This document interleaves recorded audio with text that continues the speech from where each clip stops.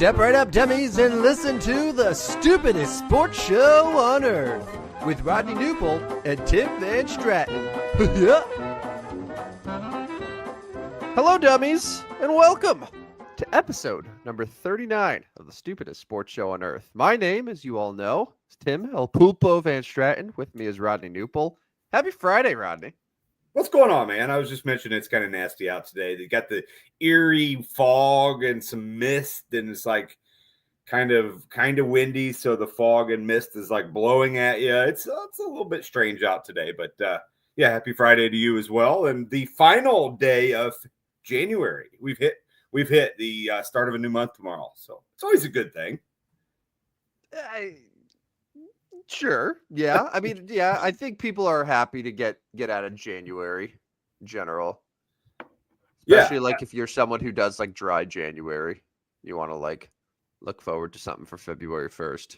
Yeah, I mean, I think it's always nice, especially here, to get closer to spring and summer, and February brings a little bit of more hope to that. And January is kind of the downtime after Christmas. Like January's boring. I guess probably one of the worst months of the year. So gonna say see ya to January and hello to February tomorrow. It's a good sports month, but yeah, I agree with you on everything else. Everything else, yes, I'm good with. But thank you for joining us on this final Friday, this final day of January on the stupidest sports show on earth. We are, I guess our show is sort of looking forward to spring in a lot of ways because we're going to be spending a decent amount of time talking about MLB win totals. Oh, I know that Rodney already has the baseball bug. I've seen it. I've seen it happening. He's tried to resist it for weeks, but it's creeping in. And I would say this time next month, you are going to be all in on all things baseball. No. College basketball. No, yeah. Then the second that Kansas gets bounced, all in on baseball. Well, honestly, it's more like the second the first weekend's over. Because even if Kansas is playing like that doesn't. I don't have to be completely. I'm completely engulfed by the first weekend. I just am, no matter what happens. Likely it'll be like Saturday or Sunday of the second day of the second round that the Jayhawks will get bounced. So it may coincide with each other, but I don't have to do a lot. I don't have to hype myself too much for like Sweet 16, Elite 8 games. I can get ready for baseball during that.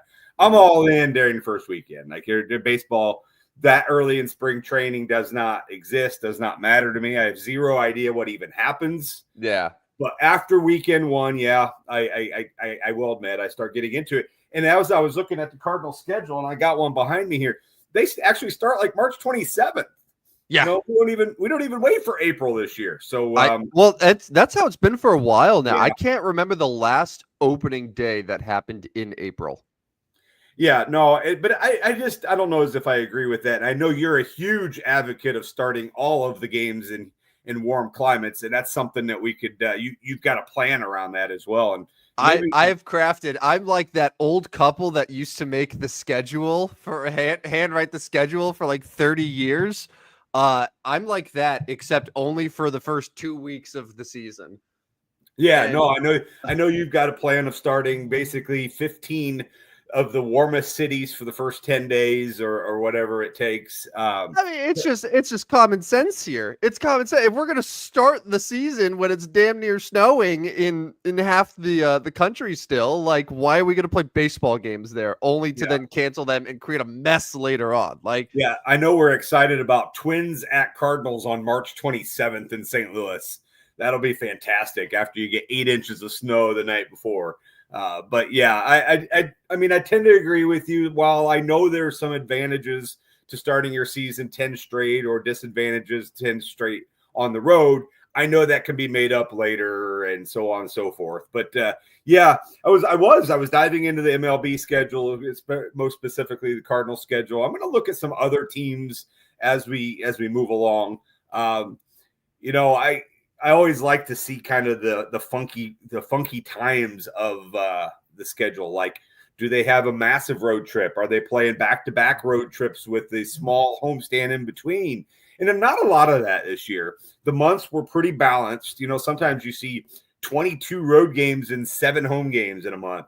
The Cardinals don't have that too much this year. So we can get more into that as February and March gets here. But yes, I have started diving in. There was a fun observation that I saw. I was looking at a few different schedules as well, and I think it was the Yankees schedule where like they open up with like 3 straight National League opponents. Yeah. Yeah, I mean, with the playing everybody, that is a thing now. And on my side, the Cardinals don't play the Cubs until January, or excuse me, till June. Yeah. So like you're going to get the first 2.5 months of the Cardinals' biggest rival, Cubs' biggest rival, not playing each other. Now the Cardinals and Cubs do finish the season against each other, but yeah, it doesn't surprise me on the Yankees. Yeah, it's hosting the Brewers, hosting the Diamondbacks, then going to Pittsburgh to play the Pirates. So you got Brewers, D-backs, Pirates opening up, then Tigers, then the Giants. So 4 your first 5 in the NL, and then Royals, and then they don't play a divisional like an AL East team until April 17th. So like their 6th or 7th opponent. Just like things like that are always fun to notice. Yeah, I even started last night. I got quite bored. Well, not bored, but quite. Well, I can tell you've been tweeting every 30 minutes, just about anything. So I know you have some time. I went down the rabbit hole of like trying to see how many days in a row I could physically be at a Major League Baseball game. Now, while I can't do that because A, I don't have the funds, B, I have 3 kids, and C, I just can't do that.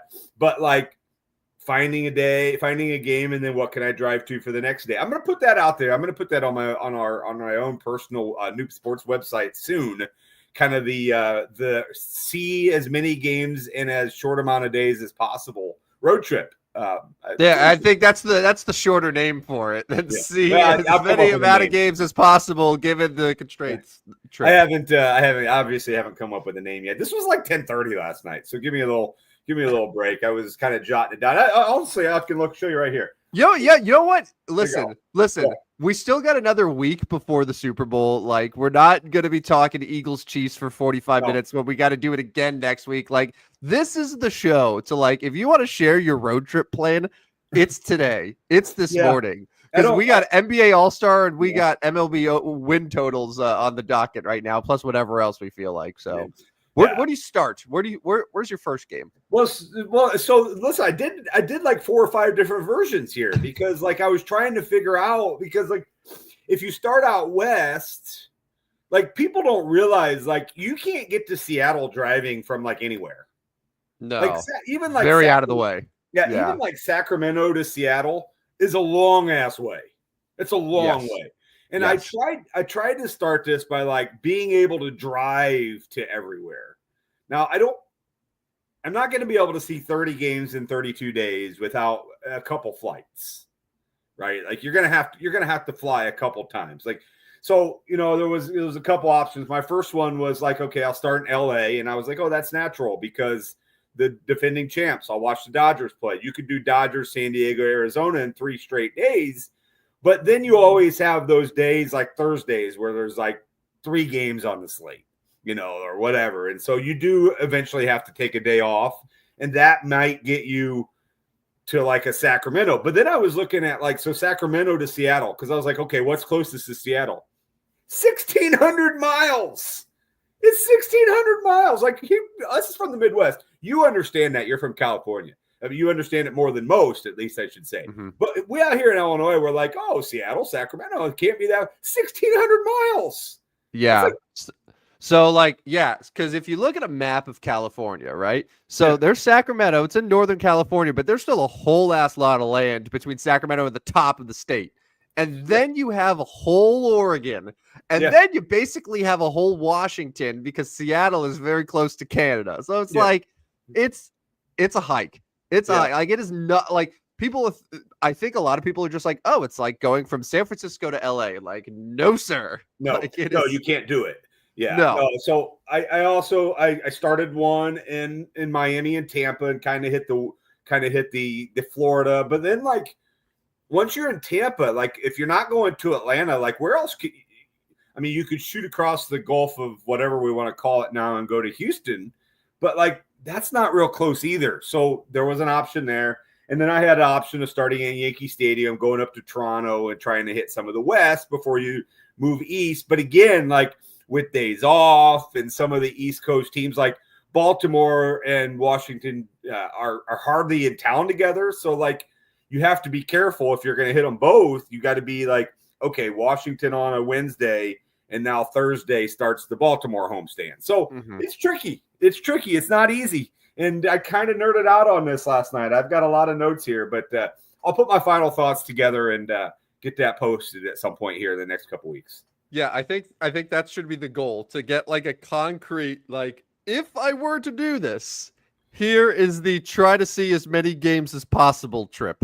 Yeah. And then yeah. like a realistic sort of thing. And you're like, well, I'm gonna have to fly. Like, I think the plan is you start in like Seattle, since it's so out of the way, and then you fly down to Sacramento or whatever, and then you get your rent a car, and then you do your trip like for Sacramento, and then you just go all the way down California, Arizona, wrap up to Colorado, and then kind of just like but from Colorado to maybe Kansas City, and then you sort of just like go through that way, and you probably end in Texas, whatever, because you go like all the way around. Now that's easier said than done, but like sometimes you know, okay, so I'm in Colorado and I want to get to Kansas City next. Well, Kansas City's on an 8-game road trip, right? Like they're not home, so like that's not going to work. I can't take 8 days because I tried to condense this. I found a way, and I haven't done all the math on mileage yet, but I found a way. I think you can see 30 games in 32 days. Now you are going to have to take probably a flight on those 2 days off to get to your next location. I need to check game times. Anyways, that's what I said. And then also the threat of a game getting rained out. Yeah, for sure. Because I was literally starting on March 27th with opening day, and I found a way to get this done by the end of April. Now, yes, that's likely not going to happen. Now, getting to that city and saying you were there, okay, then maybe that got done. But actually seeing the games, I would say you're not going to see all 30 games. You would have to actually see a baseball game. Just like go to the stadium and be there for a game that gets rained out. It reminds me of that Cardinals Mets game that you were so excited to go to that got rained out on a day where there was no rain. No rain in Queens. Yeah, I'm spending my day in Queens, Flushing. I spent an extra day in Flushing / Queens just to see Cardinals Mets. Did not rain and got rained out. I was able to go see Flushing Meadows, the tennis U.S. Open, and a few other things. I saw some of the brightest of New York that day, but very disappointed. The good part was my hotel was really walking distance to Citi Field. But that really irritated me. I literally stayed an extra day in New York just for Cardinals Mets. Sad. Yeah. Sad. Anyways, that's what I've been nerding out on.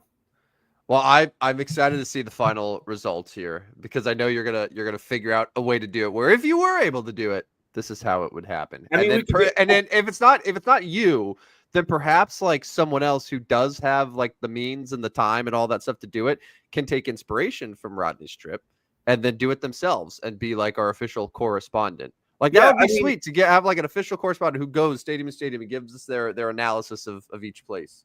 I mean, it'd be great sponsorship. Like you said, I've been tweeting every 30 minutes. Like I could promise a sponsor like 15 tweets a day with their business tagged on it. I mean, you're talking over 400 tweets in a month for this business. You know, hey, I'm arriving at PNC Park. It's a beautiful park. They've got the Clemente statue out here at your business, right? Like, I think it's brilliant.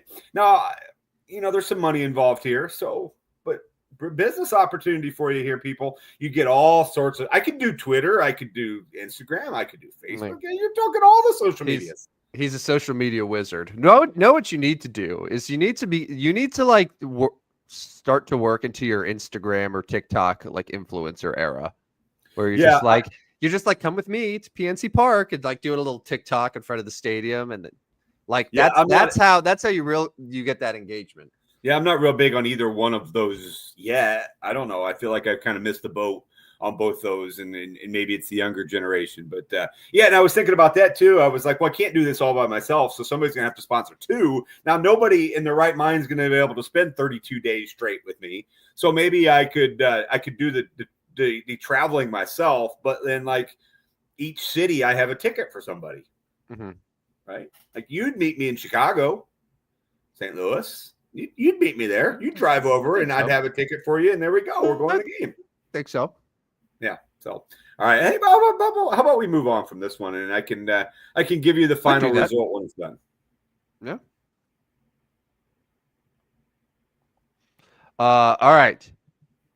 We're gonna pivot real quick, because I do want to get back to baseball. Look at some win totals. NBA All-Star rosters were announced yesterday. By the way, do you know like the new format there that they're doing this year for the All-Star game? I'm not familiar. I don't think I probably am, but I don't remember it. Yeah. So they're not doing a traditional Eastern Conference versus Western Conference. What they're doing is they're splitting them up into 4 teams.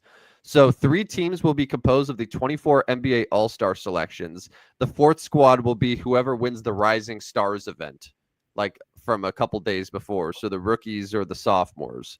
So the 4 teams will play 2 semifinal games, and the winners will move on to the championship. Each winning side will need to score 40 or more points to advance. The way that it's worked, so it's like Chuck, Shaq, and Kenny are going to be the general managers and draft their teams from the All-Stars on February 6th. Chuck, Shaq, Kenny. Okay. So there's 3 All-Star teams. 3 All-Star teams of 8, and then there'll be whoever wins the Rising Stars, the rookies or the sophomores. By the way, the rookie team, have you seen the rookie team for the NBA? It shouldn't be a surprise because of like how bad the draft was. It is like mega ass. Yeah. It's a mega ass basketball team. Yeah, that doesn't surprise me. The sophomore team is probably pretty decent. Yeah, I mean, you got like Wemby on it. Yeah, and a couple other guys. So they're pretty decent. Yeah. Yeah. Even though Wemby is an all-star too, so I don't know how that would work. Who he would play for. That's what I was going to ask next. Like, which one can he be on? I think it makes sense if he's going to play in that sophomore game, then he just stays with them. He should, but he's a reserve for the All-Star too. So I don't know. Is he going to be able to do double duty? Like, I think if I'm the Spurs, I'm like, I don't know as if I need Wemby playing in the freshman sophomore game and then multiple All-Star games over the weekend. Like, we're good. But really damn good player. Really good player. All right, I'm going to give you a rundown real quick. First in the West. So these are going to be the Western Conference players that will then be split into their 3 different teams. So your 5 starters. Tell me if you're shocked by any of these. LeBron James is an All-Star game starter. Yeah. He's made 21 straight All-Star games. That's incredible. Throw that out there. Nikola Jokic, Kevin Durant, Shai Gilgeous-Alexander, Steph Curry. I mean, I'll wait till I hear the rest. I mean, Curry's season hasn't been overly wowing. Maybe we're just spoiled. Honestly, maybe that's it. Maybe we're spoiled by it. But like Curry and LeBron are, and I'm not taking anything away from LeBron, but Curry and LeBron are like the legacy, and even Durant, kind of the legacy guys here. It's the Jordan, Bird, Johnson era still. So I'm okay with that. The reserves. So because there was like 2 backcourt guys, 3 front court guys. So Curry was like obviously one of the backcourt guys. So the West reserves, you had Anthony Davis, Anthony Edwards, James Harden, Jaren Jackson Jr., Alperen Sengun, Wemby, Jalen Williams. Yeah.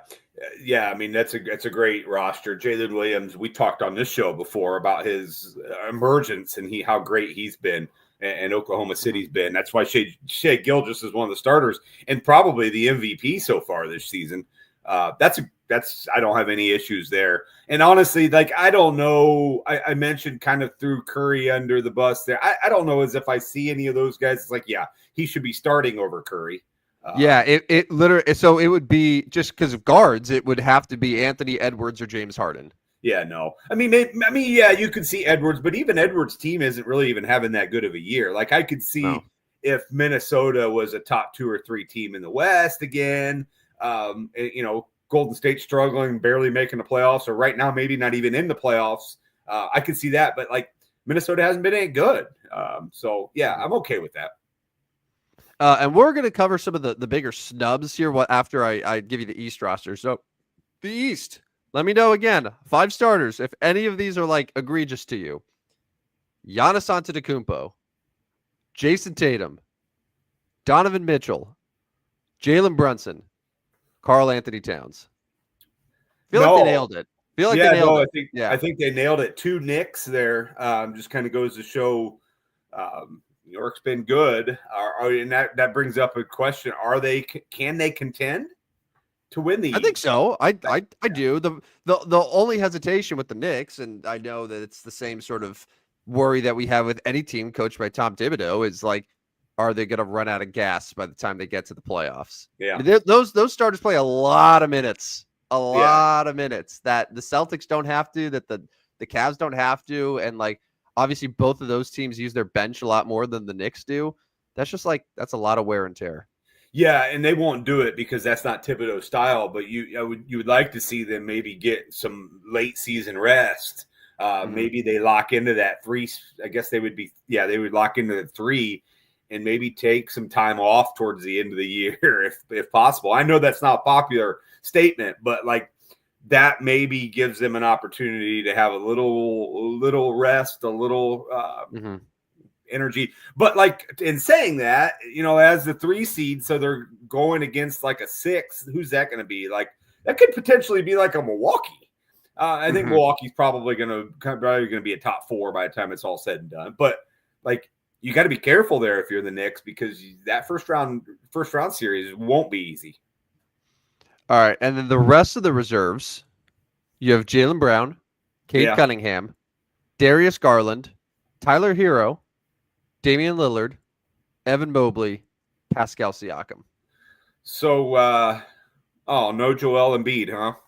No Jimmy Butler. Which is shocking because he's been so good in the 3 games that he's played this year. No Jimmy Butler, huh? Yeah. He's been so good when he hasn't been suspended 4 times. Yeah. I guess I'm back to so obviously and we'll talk snubs, but no, I'm good with that roster as well. Because I think everything that I want to talk about now is maybe the snubs. Yes. So here's a list of all of the players here that I think were deserving of all-star consideration. Yeah. So I know he just got a little bit banged up, but I don't know why LaMelo Ball, who's averaging 28 points a game, is still not an all-star. Yeah. Yeah. And I know that's your guy, but I agree with you on this one. He's had a great season. Now Charlotte's terrible, but you can't always take bad teams as a factor here.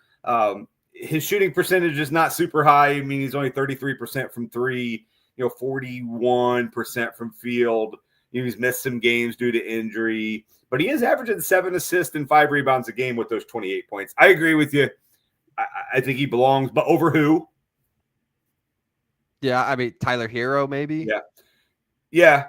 I mean, I wonder if Hero's getting you are the hero of this team type treatment because of the Butler. You're trying to keep Miami afloat. I'm probably taking Ball over Hero here, though. All right. From the West, what about Devin Booker?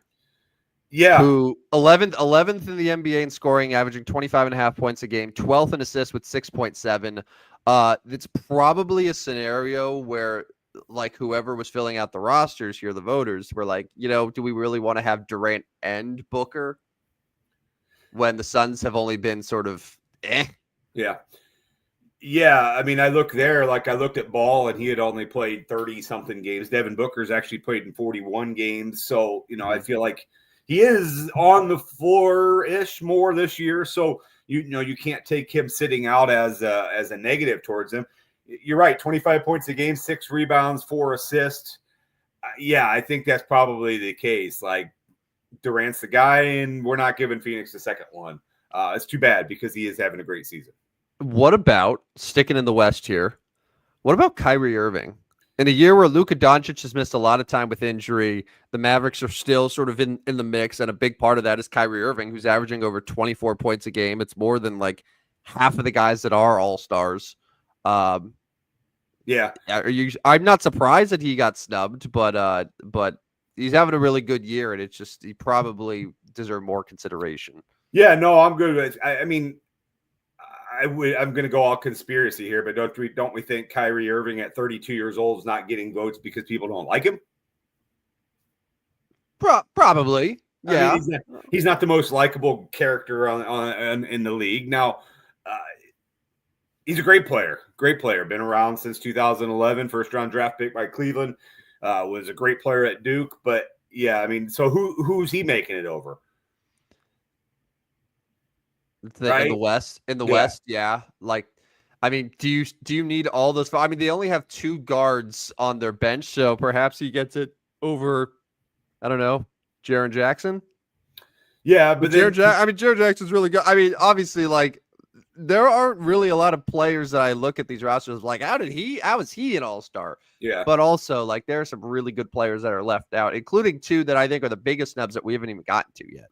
But yeah, let me just talk Jaren Jackson real quick. So if you don't put Jaren Jackson on there, you've got Memphis, who has been one of the best teams in the West with nobody, right? Like, yeah, that makes sense. You probably got to reward somebody from Memphis. And now, I'm probably a bigger Ja Morant fan than most around here. I love Ja Morant, but he probably doesn't belong. But if Jaren Jackson doesn't make it, is it Ja Morant as a guard? So I don't know. I guess I'm just looking at Jaren Jackson as Memphis probably got to get somebody. Ja's missed a little too much time this year, I think, right? No, he has. And Memphis is very balanced this year. They're more balanced than they have been. One of the best offensive teams in the league, actually.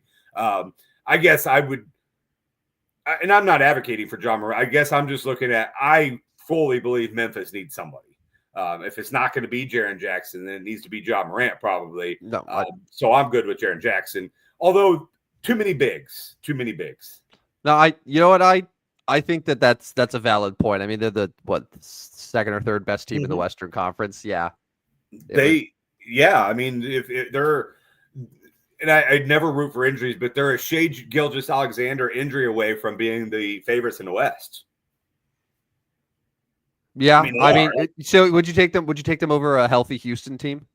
I probably would. I think they're a little more seasoned than Houston. Listen, Houston's really good, but I'm just wondering if maybe Houston's still a year away. They have some younger guys that maybe not quite ready, whereas some of the guys in Memphis are a little bit older, a little more. I wouldn't use mature, but a little more seasoned. So I'm probably taking Memphis, yes, but barely a 7-game series. I mean, it's a good argument, too, because you think about the NBA as a whole, like very, very rarely do you have a team in their first year of we've arrived in the postseason, even if they got a high seed, even if they're have a great regular season, very rarely do they actually put it together and even make the NBA finals, let alone win it. Right. OKC last year was the first year that it was all right, OKC is here. They've arrived. And they got bounced in the second round. And I think we've seen that with Cleveland the last couple of years, too, where after a long sort of spell and a rebuild, they finally got to all right, we're finally we've ascended, and they still haven't advanced past, first or second round. And now they're finally at okay, we're a legitimate title contender because we've done it a couple times now. Right. So OKC's broken out of that. Cleveland's broken out of that. And Houston is now entering that. But Memphis has been a playoff team a couple times. They were a 2 seed, 2 or 3 years ago. So yeah, no, I think that's a good argument. But yeah, I mean, Memphis's downfall last year was obviously Ja being out forever. Everyone was hurt. And then injuries. Yes, they literally lost their entire team to injuries. All right, 2 more snubs that I think are really going to be puzzling why they didn't get in. For the East, where's Tyrese Maxey? Yeah, I mean, I think that's probably a case of Philadelphia just completely tanking the season. Okay. So yes, Philadelphia's tanking the season. Their best player has been pretty much AWOL, right? They're 19-27. Yet the only reason that they still have any fleeting chance to actually and Paul George also has missed a good amount of time this year too. But the only chance that they even have of being a play-in team and still playing meaningful basketball is because Tyrese Maxey's been averaging 27 points a game for them. Yeah, and torched your Lakers the other night. Yeah. So like I I feel like they probably could have put him ahead of like Darius Garland maybe Yeah, because they already have Mitchell and they have Evan Mobley. That's three yeah, Cavaliers on the Eastern Conference team. I would have liked to see Tyrese Maxey. I think that was even probably more than LaMelo Ball just because of the records. I think that Maxey is the biggest snub in the East. yeah. No, I don't disagree with you there. Yeah, I mean, Philadelphia's been bad, but so is Charlotte. So I would probably take Maxey over Ball as well. Who's your second? Who's your other one? From the West, another forward. They got a lot of forwards here, and this comes back to the question of like, okay, well then who do you remove? But Domantas Sabonis for the second year in a row got snubbed. Yeah. He is leading the league in double doubles. He's averaging 14 and a half rebounds a game to go along with 21 points, 6.5 assists. Maybe it's because Sacramento's just 24 and 23. Yeah, they have some De'Aaron Fox weird sort of trade rumors floating around right now. They had to fire their coach earlier this year.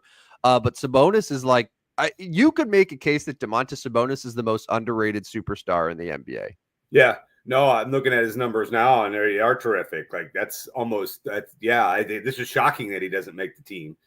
Those are great numbers. Those are top 10 MVP type numbers. Yeah, no, it's like it's discount Jokic, which is not an insult, by the way, because Nikola Jokic is on a whole other class of dominant, but like the discount version that is even more sort of obscure, like in terms of where he plays and just people knowing about him, like that's Domantas Sabonis, and he was amazing last year, and he's doing the same thing this year and got snubbed. That's another one probably over at Jaren Jackson. But again, like they obviously somebody's taking team success into account. Not as big a numbers, but I mean, Zubac's right there on the edge too. He's had a great season as well. 15 points, 12 rebounds. Now those aren't Sabonis numbers. Like I'm taking Sabonis over him, but that was one that came to mind for me as like, oh, he's French. He's French all-star. And then back to the East, Trae Young never makes it, although he has made 3. But I feel like every year we have the conversation, Trae Young not making the All-Star game. He leads the league in assist. Yeah. Oh, yeah. Yeah. So, I mean, we're always going to talk snubs, but I think you hit the right one here with Sabonis. Like that is kind of shocking that he wouldn't make this team.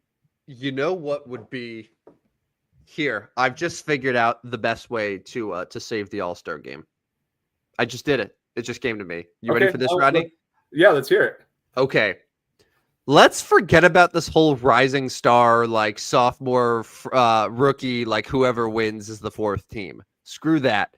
How about the 4th team are the 8 to 10 guys, the best ones who didn't make the All-Star teams, and it's like the all-snub team. So you put Trae Young and Devin Booker and Tyrese Maxey and Domantas Sabonis all on the court against the guys who did make the All-Star team. That's your 4th team. So basically then they become All-Stars because they made the All-Star team. Sure. But there's a distinction because you weren't an Eastern Conference All-Star, you weren't a Western Conference All-Star, you were just like an NBA All-Star. You're the other guys. Yeah, you're like the other guys, but like that would actually be fun because if you want to talk about like, you know, a big problem with the All-Star game now is how do you get the players sort of motivated and actually play and want to compete? Like if there is a team that is going to compete, it's probably the snubs who like the voters feel like didn't deserve to be there in the first place. No? Yeah. Right. No. Did Cade Cunningham make it? Cade did make it. Yes. Yeah. Okay. So he wouldn't be on that snub team. I was I don't think Halliburton made it. No, Siakam did though. So Halliburton could be on this next 8 potentially. He could, yeah, he could. He's had a weird year. Yeah, his first month he just forgot how to score, and then he broke out of it. But no, so like so of the guys that we have, the guys that we mentioned. All right, I'm writing these down here. So let's do Trae Young. Let's do LaMelo Ball. Let's do Devin Booker. Let's do Maxey. Who else have we mentioned? Sabonis. I mean, if you wanted to add another big, I think Zubac's probably next, right? Let's just put him in there, just with the yeah. There were a couple other guys. Who else? Who else are we forgetting here? I mean, I'm looking at if you did Ball, Booker. I mean, Fox is averaging 25 points a game. We don't need another small guard, though, do we? I don't think Kyrie? so. I think we. Kyrie? Oh, yeah, Kyrie is probably the other one. So that's all right. So that gives us like 5 guards, right? Yeah. And then you have Sabonis, you have Zubac, you have but like basically, so it's you have like that group of 8 to 10 guys who go up against the other all-star teams. Yeah, it'd certainly be interesting, and they would probably play pretty hard. If you want a competitive game, you want them to compete after. You want them to get after it. These snubs are going to compete. Mm-hmm. They want to show that they are the top 25. So certainly interesting. You fixed it. Good job. I'll see if I can get Adam Silver on the line, and you can make that pitch. So you could also do like Norm Powell as sort of your swing man as well. We didn't mention him, but he's averaging 24 points a game. So like if the Clipper representation, maybe it's even Powell ahead of a guy like Zubac right there. Yeah. But like it's a group somewhere along like these lines here. But yeah, I mean like Maxey, Booker, Trae Young, Sabonis, Kyrie, like that's a good group still. That's a really good group of players that can go out and make things interesting against the other actual all-stars. Yeah, that's a talented team. There you go. We fixed it. Congratulations, NBA. You have come up with the ultimate MLB road trip, the master schedule. I've come up with how we're going to save the All-Star team. We have been doing a show for like almost 40 minutes, and we've saved 2 major sports. That's right. Let's see if we can move. Let's see if we can save Major League Baseball. And there is no saving of my St. Louis Cardinals. I'm telling you right now, there is absolutely no saving of one of 3 teams that has not signed a Major League caliber free agent this offseason. Yeah, so it's actually offensive to me. Yeah. It's actually offensive that the St. Louis Cardinals, who pride themselves in like they don't go into rebuilds. Like this is not a team that's ever going to be like, hey, we're totally cool with losing 90, 100 games. Like that's not how they operate. They always pride themselves in like consistently like putting together a competitive team. And as of today, the final day of January, they still have not signed anyone to a major league contract, and they have the lowest projected win total in the National League Central at 75.5 wins. Yeah, that's such bullshit. Like you should not be okay competing with the Pittsburgh Pirates at the bottom of the National League Central, or being below the Cincinnati Reds at the bottom of the National League Central. Now, don't get me wrong, Milwaukee has been a nice franchise. Okay, you're behind them. You know, the Cubs, you should always be working at competing with the Cubs. Now, we can't talk too highly of the Cubs. Now, they did go get Kyle Tucker and Ryan Presley, so 2 good pieces there, but they haven't done nearly what people think they should be doing in this offseason as well. They haven't been the big spenders. But those 2 pieces alone, and Kyle Tucker and Ryan Presley, are far more than St. Louis can say. But yes, it's absolute bullshit. It should not happen. I wish there was an explanation as to why, they brought the local Cardinal caravan here a couple miles away from us, didn't bother to bring any excitement at all. They're just not bringing any excitement to baseball. And I hope 20,000 people show up to opening day. 15,000 people show up to opening day. They pride themselves on having one of the best opening day ceremonies, the pageantry, everything that goes on. I hope 15,000 people show up and say, screw you. We're not condoning this. Now I'll watch on TV because I'm addicted. I'm addicted to the Cardinals. I love the Cardinals. But it's bullshit. They were getting like 15,000 a game last year. However, the attendance sure said it was still 40,000 because that's just how they do it. Yeah, but that might change this year because I'm guessing the season tickets aren't nearly as high. Now they could because you can use your season ticket sales as part of your attendance. I get that. I'm guessing season ticket sales are not nearly as high. They've been running a special where they're doing no fees on opening day tickets, which just goes to show me that people aren't buying them. They're desperate, yeah. Right, like they're not buying them. I looked at it. I was like, nope, not taking this bait. I'm not taking this bait on opening day, especially it's because it's going to be cold. Like it's going to be so cold March 27th. Like it's going to be. But yeah, it's not okay. If only there was a way to avoid the cold on opening day. Yeah. What could we do? LA, San Diego, San Francisco, Arizona. I got the teams: Miami, Tampa Bay, Atlanta. They can all host. Yeah.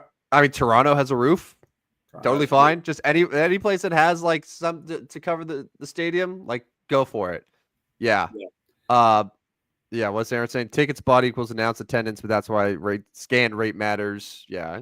Listen, it was just funny last year. I know like why they say the numbers are what they say they are, but like it was always funny just to see like the announced attendance for the dog shit Cardinals being like 38,000, and you look at the picture of the game and it's maybe 13,000 people there. Like that was just a running thing, and it was like, and it felt like it was them more than anyone who would like do that because they had such high like season ticket sales and all that stuff because people go into the year with those expectations and then it just all collapsed, but they still like kept the number the same. Well, when you're the Cardinals franchise and you've thrown down the throats of other franchises and your fans that we're the greatest,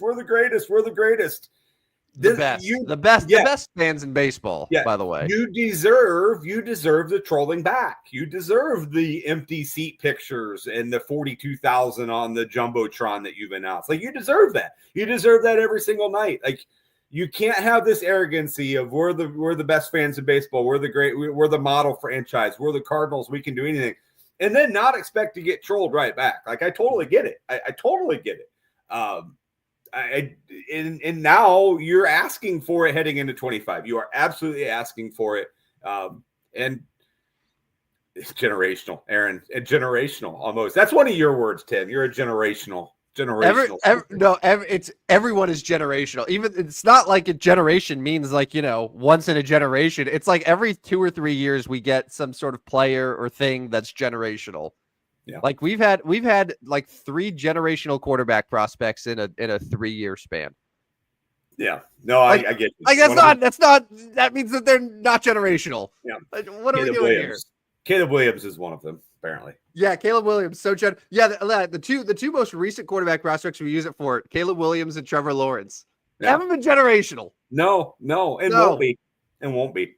No. Well, yeah, let Boy Wonder get his hands on generational Caleb, and we'll see what happens there. So you got some win totals to discuss. Yes. I will preface this with I'm not quite ready for baseball to start yet, but I know you. I understand, which is why we're not doing a full-on thing, but I will explain this. So last night, like you, I was a little bored. I was just like, you know what? I know the win totals are out. I know that there's still some off-season moves that need to happen that are going to impact like the win totals here. But I was like, it's good to see sort of where the numbers stand now because this is where you could really find that value, right? And what I did is I just like found 6 teams, one from each division. Yeah. Like of all of them, the ones that like really sort of stood out to me as like, this is way too high or this is way too low. And I wanted to get your instant assessment because I think you're someone who like can just look at it and just not really like, you kind of just like see right then and there like, oh, too high, too low. Like you don't have to like dive into and crunch a bunch of numbers to figure it out. So I want to get your analysis of this. All right. So starting the AL East here. Baltimore Orioles last year won 91 games. They have made a couple additions on offense. They got Tyler O'Neill, but they lost Santander. They lost Corbin Burns to free agency. But their over-under right now is at 88.5. It's second. It's only 3 games ahead of the Red Sox, who are at 85.5 right now. Do you feel like this is too low for Baltimore, or do you actually think it might be a little high for them, given who they lost? I will take the over 88.5 wins for Baltimore. I still like this team. I still like the projection, the trajectory they are going on. In that American League East, that is going to be a very difficult division. I mean, the Yankees are going to be good. Boston's better. I still think Tampa and Toronto are going to find ways to compete most nights. So Yeah, I'm going to go. I think I still, but saying that because of the more of the balanced schedule probably helps them more than some of the, more than some of these other teams. I do think they can get to 90 wins. I'll take the over. I just like the lineup. I hope we see Holiday a lot. I think we will. They've got several really good players. I'm going to take the over on 88.5 wins. Yeah, we still have not seen the Jackson Holiday emergence yet. Nope. Like he played last year, wasn't very good, but he's young, and I think a lot of people just now assume that a star prospect is going to come in and instantly tear the cover off the baseball, which that doesn't happen very often. So we'll see how he does, and they got a couple other guys in the pipeline. But yeah, I'm kind of with you. I feel like they could win 90 again. Yeah. Is that going to be enough for the division? I don't know, but yeah, I'm with you. Here's another one that I think is ridiculous. The Cleveland Guardians, they won 92 games last year. They traded Josh Naylor, right? Yeah. But relatively speaking, like it's a lot of the same guys that they had last year now going into this year. Jose Ramirez still plays at a super high level. They have some guys in their rotation that are back. Shane Bieber gave him 2 starts last year at the beginning of the season, and he's going to come back at some point this year.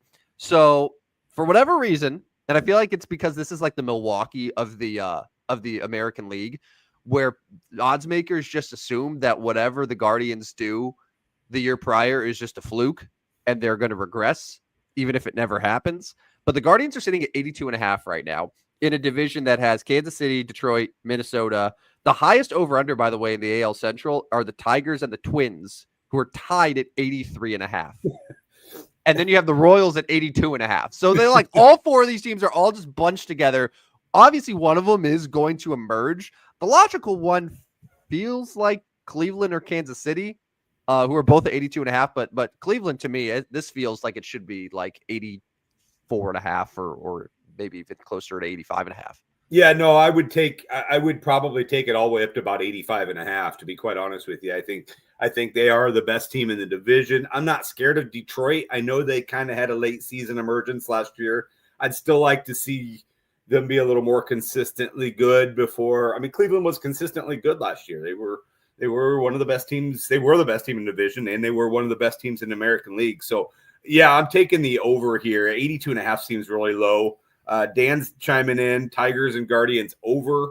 Twins under. He's a Minnesota guy. He doesn't like his Minnesota squad coming into this season. Yeah. So Twins, if you remember last year, they were right on like a collision course to the postseason, and then they spun out the last couple weeks right as the Tigers were emerging. The Twins finished at 82 wins. Their over-unders at 83.5. They're another team, I believe, along with the Cardinals, that has not made like a major league signing this offseason. Cool. But yet their over-unders 83.5. And yeah, they have some mega rich owners that are just like, we're good. We're all right. We're good. Yeah. So I'm taking the over on the Guardians. All right. AL West here.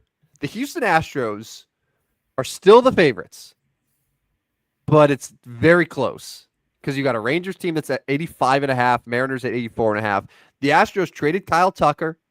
But they added Christian Walker. They got Paredes back from the Cubs.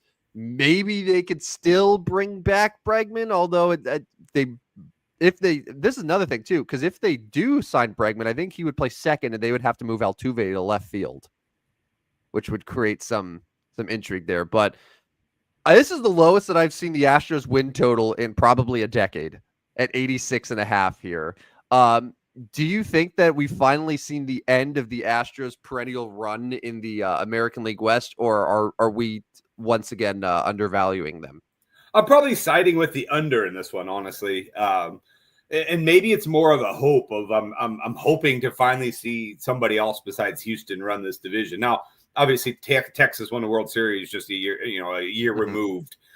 So there has been other teams. I still would like to think Seattle at some point can maybe find a way to compete a little bit more in the division. I'm going to take the under here. Changes, you never know how changes work with teams. They do have a lot of changes. Throwing Altuve out to left doesn't seem like the best of moves. Well, if Bregman comes back, if they're able to re-sign Bregman, because right now they have Paredes at third. DH is already Yordan Alvarez. Yeah. So it's like that would be the only sort of other place they could put Bregman there. They're not going to put him ashore. They got Jeremy Pena. So so that's what I say. Like they built their team. They built their team for this year under the assumption that Bregman was gone. But because he's still there, because it's like the values there were like, oh, could we actually now bring him back? Yeah. And it's not like their outfield's good. Like it's Taylor Trammell, Jake Myers, and I don't even know who. So like Right. Altuve would take one of those spots easily. Yeah, I see quite a few question marks there with Houston that I'm probably gonna take under in this one. All right, another fun one here. Moving on to the National League. For all the talk about the Dodgers spending money and owning the offseason, people forget that the New York Mets handed out $765 million to Juan Soto not too long ago. They have spent a ridiculous amount of money. They have made a couple additions to their starting pitching. They're converting Clay Holmes, the former Yankee closer, to a starter, and he will be in their rotation this year. They re-signed Sean Manaea. We still don't know if they're going to bring back Pete Alonso. It sounds like it's between like them and Toronto, maybe, but the Alonso situation might impact this number. But as of now, the Mets are sitting at 91.5. It's tied with Philadelphia for second in the division. The Braves are at 93.5. I will say probably it's close, but I'm going to lean under here. They won 89 last year, and they needed a really, really good second half, a grimace-fueled second half to win 89 games. It's a tough division still, and like the Nationals, I think, are going to be better than they were last year with 71 wins. Yeah, I'm probably siding under here as well. Mostly just because it's the Mets factor, right? Like something's going to go wrong here, right? And okay, so don't get me wrong. Like Juan Soto played in the World Series last year, but is Juan Soto a winning player? Yes. Yeah. You think like he can guide his team? Yeah. You think? Yeah, because he's done it. Yeah. He won a damn World Series with Washington, man, when he was like 20 years old. I know. He had some good players with him though, too. Yeah, I mean, he's always had good players with him, but like, okay, so Juan Soto in his career has won a World Series with Washington. Went to the NLCS with San Diego. Yeah, and then World Series. Went to a World Series in his 1 year with the Yankees. He's never not won. $765 million. Okay, well, yeah, we could talk about that. We could say that that's a lot of money, but he's also what, 25 or 26? I think he's 26 now. Yeah, no, you're right. I mean, you're right. He has been. I don't know. I have a problem here. No, so he is, by all accounts, a winning baseball player. The teams that he's played for have always won. Maybe like, say for when the Nationals, were pretty much rebuilding, and like that was inevitable because they were just getting rid of all their guys. Like that was it.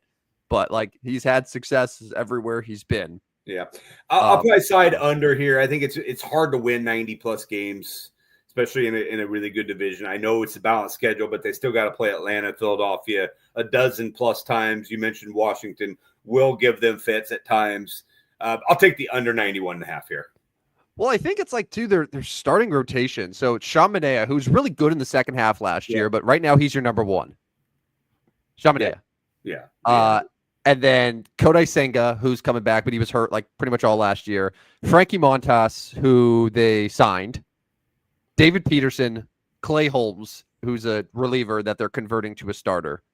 That's their starting rotation right now. Yeah. On paper, it's not very inspiring. No, it's not. It's not. They're gonna, and they'll probably go get somebody at the deadline if needed. But 91.5 just seems like a lot for them. It seems like a lot. All right, this next one real quick. We got two more. I found what I believe to be the most mispriced over/under on the sports books. The Cincinnati Reds won 77 games last year. This offseason, they hired Terry Francona as their manager. They acquired Brady Singer from the Royals and only gave up Jonathan India. They've added Gavin Lux to their lineup without giving up anything. Matt McClain, who's one of their best young players, didn't play like at all last year, and now he's healthy. He's going to be their second baseman right next to Ellie, who is coming off his career best season. Vegas thinks that this is only a 78 or 79 win team. And something tells me that it is very, very wrong that a team that added Terry Francona and has all of these pieces coming back without really subtracting anyone is only going to be a 1 or 2 game improvement. I think that this is insanely low, and I've taken the Reds here way over. I don't Yeah. now. I'm not saying 90 wins in a division title, but like 80, 82, 83 wins, I feel is still a very respectable season for them, and that is far exceeding 78 and a half. Yeah, and we wouldn't be surprised if Cincinnati did win the National League Central, though. No, I mean they were in the race up until the end. Yeah. Yeah, no, I agree with you. I'm taking over here. I like that Cincinnati squad, and Francona's a difference maker. You know, and I think if you, I'm guessing a lot of people forgot through the winter that they hired Terry Francona. I think so. Because it happened so early in the off season. Yeah. Because like it hit me when you said that. I was like, oh yeah, they hired Francona. 78.5 seems low.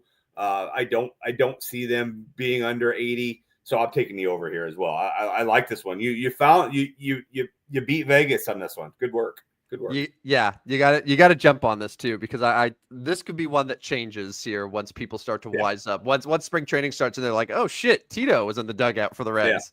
Yeah, they're pretty good. Yeah.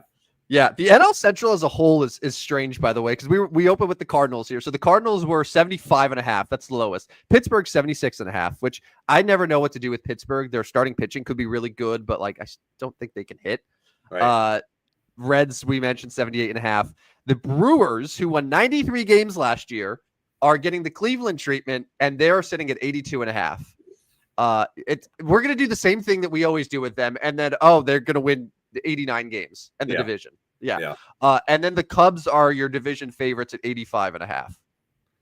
I have a hard time with them being favorites. I mean, it makes sense. It makes sense on paper with Tucker and a couple of the other additions. It makes sense. I don't know if I would say flat out they're going to, but like in terms of just like on paper, it makes sense. Yeah. It's going to be competitive. I mean, that and the American League Central are probably, while they're the lowest, they're probably going to be the most competitive. Although, you know, when you mentioned the National League East, you had 3 teams right around 90 wins. So 291.5 and a 93.5. That's pretty good. So the NL Central obviously is going to be very competitive with 3 or 4 teams. Probably more like 3. Just the bar is much lower than the American League East, or excuse me, National League East. All right, and then the final one from the NL West. No, refuse. You're up. Over 103.5. 103.5 is a lot of wins, man. Yeah, I mean, you can't go on like a 5-game losing streak, you know, and that tends to happen in baseball. Sometimes you're gonna have to win like 10 in a row. I'm going over here, man. I think this team is just completely loaded, completely stacked from top to bottom. I think they win 106 plus games. The one sort of hesitation I have, because I agree, like when healthy, it's just dominant top to bottom. But when do we see the Dodgers starting pitching stay fully healthy consistently? And like think about some of the arms that they were throwing out last year. And it was a big reason why a lot of people thought that the Padres were going to bounce them out in the first round, because the Dodgers just didn't have the pitching for it. And Padres bats got really cold. Dodgers pitching bullpen in particular shored up. But like, I would not be surprised at all if we see very few stretches where they go from Yamamoto to Snell to Ohtani to all in a row the way it's supposed to be, just because, you know, guys are limited, guys are feeling sore. Like, so that's the one hesitation I have. That said, I mean, 100 wins is the absolute baseline, I think, for where I would think that they would end up. Yeah, but even when they don't pitch well, they'll score 7-8 runs. Yeah, I mean they're gonna score a ton of runs, and their offense is the best in the National League. So I mean, you're right. 100 is probably a baseline, and you know they might sneak in at 102 and 60, and you get under. But like if I'm staying away from this one, honestly, with my own personal money. But you ask me, I'm taking the over. I just think they are far and away loaded, far and away a team that's going to grab. I'll say 106 wins, 106 and 56 is my predicted record for the Dodgers. All right. One bonus one real quick that I just saw also in the NL West. The Arizona Diamondbacks won 89 games last year, and they were right on the cusp of a playoff spot. They signed Corbin Burns, they acquired Josh Naylor, so they got a new like heart of the order hitter and a new ace, and their win total is 85.5, 4 less than where they ended up last year. The Padres are still at 89.5, even though San Diego feels like that is they're in seller mode. Right. Like Arizona to me feels like it could very easily be the second best team in that division. 85.5 feels very low. And I don't know if you had an initial lead there because it's like, I mean, like Corbin Burns and Josh Naylor are really big offseason acquisitions.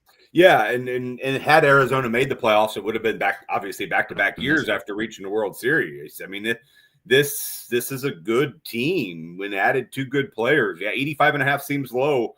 I feel like every team were like, I mean, maybe that's what you did. You found the teams that are too low because, like, I feel like everybody, I'm like, oh, over. Like I went over with all these teams, although the Astros was the only one. Yeah, I guess Mets too, didn't I? So yeah, I'm probably taking over here in Arizona.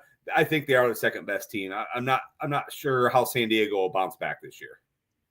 Well, here's one that might be too high, I guess. I don't think the Braves are going to win 94 or more games. It seems like a lot. In a talented NL East. Plenty of question marks there for Atlanta. What's Acuna's status right away? Right. Acuna's status right now is I don't think he's healthy by opening day. Spencer Strider kind of similar. Right. So like they have some injury risk. I mean, when healthy, it's a great team still. But and a great team could still be 90 and 72 and make the playoffs, right? Like Atlanta might win 90 games, but what'd you say, 94? It's 93.5 right now is their total. So over would be 94 or better. Yeah, that isn't. I don't know as if I see that. I would probably take under on Atlanta. I also don't think the Rays win 81 or more games. They're at Probably 85. not. They're at 80.5. I looked at the Rays and I know that like it's the same thing that we talk about with a team like Milwaukee. You look at them and you're like, how is this team still winning? But I don't know. The Rays just don't look good. No, I would probably take. Yeah, I would guess if I had to take above 500, below 500, I'm taking below there. So yeah. I'm gonna go the under 81.5. All right. See, look at that. You were more than ready to talk some MLB win totals, man. Yeah. We'll have plenty more time here as the Super Bowl finishes in a week. We'll get back to it. And my road trip as well. Yes.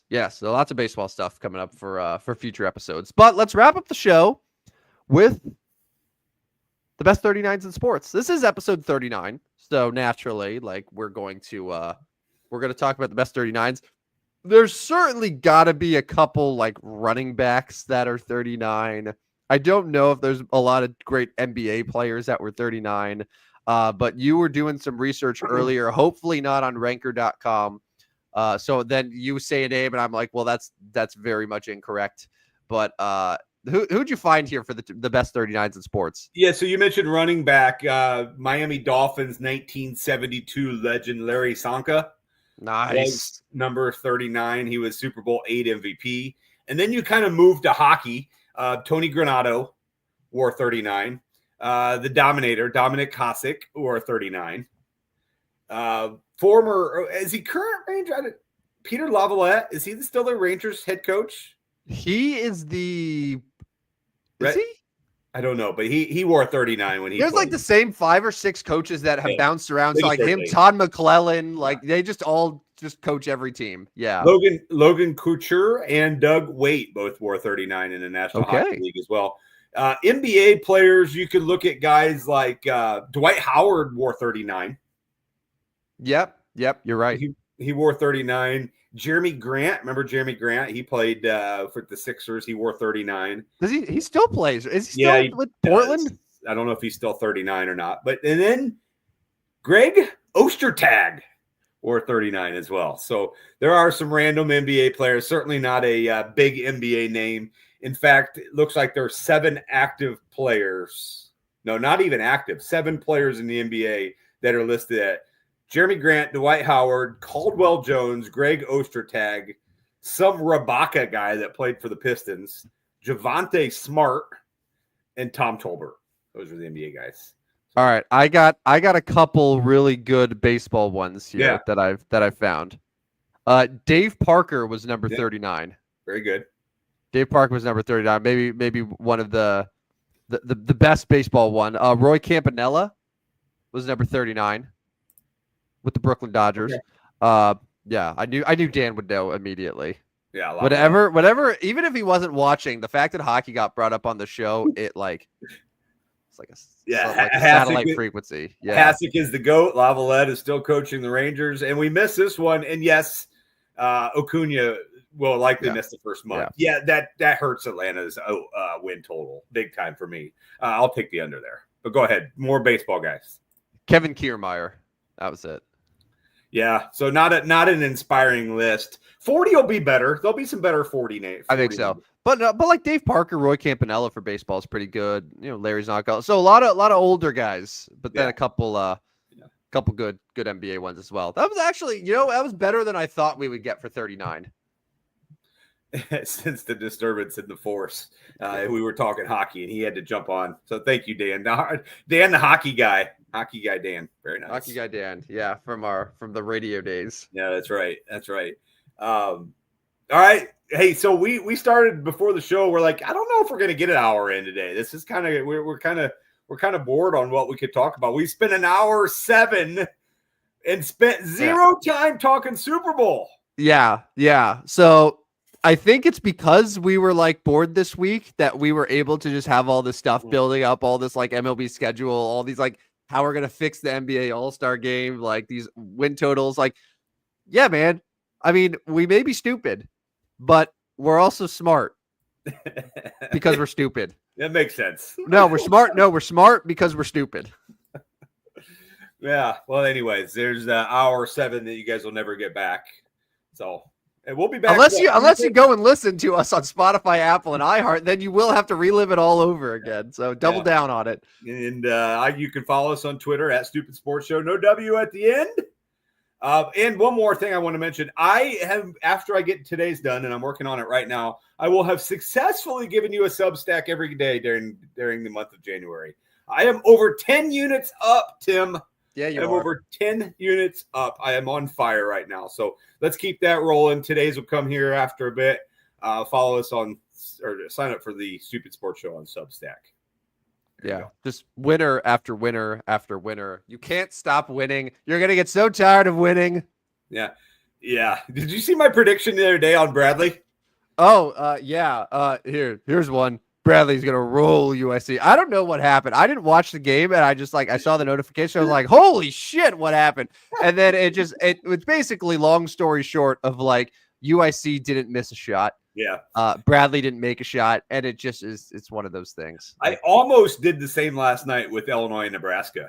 I almost was like, oh, Illinois is good. Nebraska lost 6 in a row. I was like, Illinois is going to roll. I was like, you know what? I don't need to go back-to-back bad losses here. I'm glad I didn't, because the Twitter trolls would have been all over me. The Metamora contingent of Twitter trolls would have been all over me. It's a strange contingent of trolls to get on social media. The people that are really obsessed with Metamora High School that are like just coming after you, insulting after me you. Continually. Like, come on, guys. Like Harry Johnson. Like, come on, Harry. Like, grow up, buddy. Anyways, that's our show. We'll be back Tuesday, 9 p.m. Central Time for show number 40. Hey, I got to talk to you. I'm going to miss a few days coming up in February. I need some PTO. I'm going to a beach in Cancun. I'm not bringing my computer. So what's a few days? Probably Tuesday and Friday, bro. Oh, in a week. So what? So not next week, but like the week after. February 17th. So it's the week after that. So we can maybe. I'll find a co-host. That would be awesome if we kept the show going. If you can keep the show going and put that out there, that would be fantastic. And I could do the same for you. I know I didn't do it when you went to California or Hawaii. You were in Hawaii. But I could do the same, bro. So let me know. I need some PTO. That's true. The problem is I'm so dedicated to my craft that, even when I travel across the globe, like I still want to be here to talk MLB win totals with you. Yeah. So. I'm not even going to bring the computer to Mexico. So I'm going to have to take those days off. But anyways, we'll be back Tuesday, 9 p.m. Central.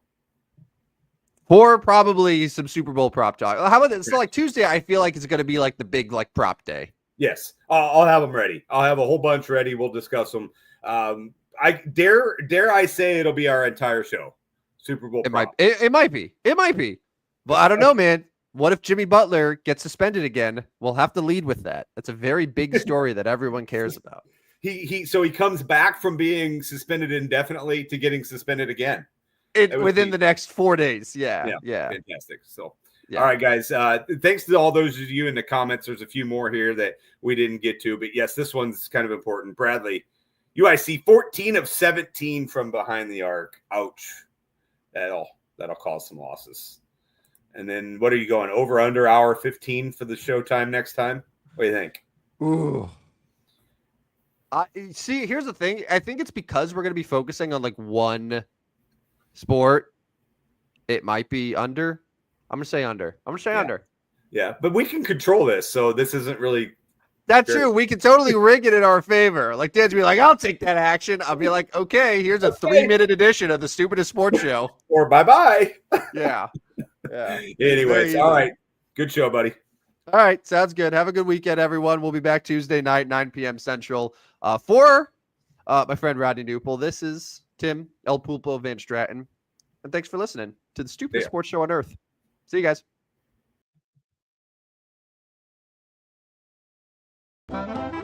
Step right up, dummies, and listen to the Stupidest Sports Show on Earth with Rodney Newpol and Tim Van Stratton. Yeah.